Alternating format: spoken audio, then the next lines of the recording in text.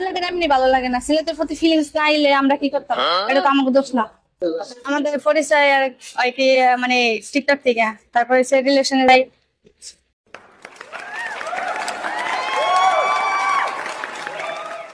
তারপরে পরে রিলেশনে যাওয়ার পরে যখন রিলেশনের বয়স 8-9 মাস, তখন ও আমাদের বাসায় যায়। ওর বাসা থেকে নাকি বিয়ে ঠিক করছে।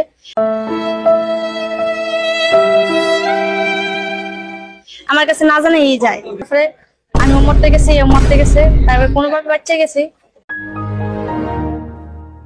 সাইড থেকে আমার ফোন দেয়, আমি গোসল করে ইয়ে করতেছি, তখন ফোন দিছে আমি আসবো, আমি যা চাই।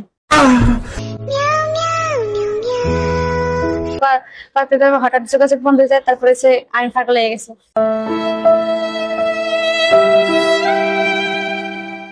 একবার আলাদা করে দিছে, ও মরতে গেছে, আমি মরতে গেছি।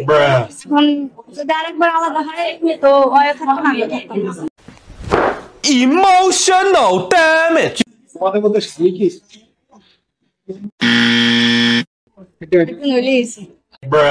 এই স্বামী কে সেটা বলো। মানে আমার স্বামী মানে হ্যাঁ কে স্বামী কে?